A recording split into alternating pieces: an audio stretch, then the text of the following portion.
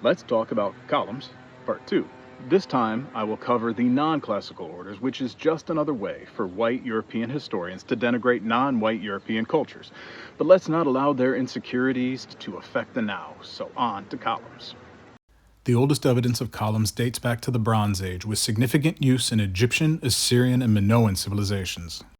A quick visual term refresh: capital, shaft, and base. Egyptian architects made use of stone columns whose surface was carved to reflect the organic form of bundled reeds like papyrus, lotus, and palm.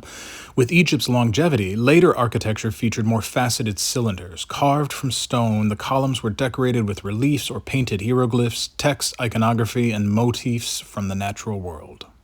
The Minoans used whole tree trunks placed on a stylobite, a continuous floor base to support columns, and topped by a simple round pillow-like capital and then painted.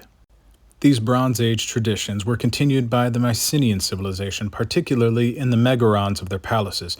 The large central hall, but megaron sounds cooler. Columns were a sign of authority. If you could afford columns, you were obviously important, so heraldic motifs sort of coincided. An example being the Lion Gate of Mycenae, where two lions stand on each side of a column.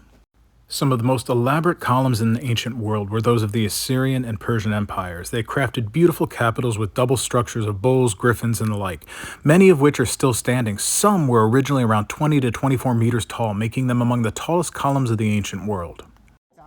The Mesoamerican architects were no slouches with columns either. Teotihuacan's elaborate compounds feature facades and columns decorated with low-relief carvings. The palace's open patio was surrounded by heavy stone columns incised on three sides with bas reliefs, adorned with water symbols on cornices painted red and white. Pucmaya architecture is distinguished by round columns with square capitals placed in doorways. In Sail, the second floor of the palace is especially ornate, featuring columns and colonnettes that support carved stucco panels. Chichen Itza's thousand-column group and other types of columns are common here but rare elsewhere in the Yucatan.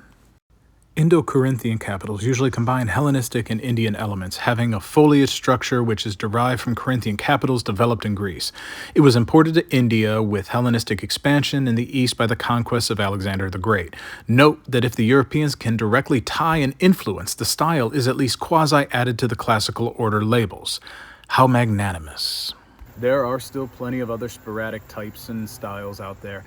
It is a big world after all, full of many cultures needing to support their grandiosity. But I hope you now have an inkling of an appreciation of how humanity can create beauty in their need for utility.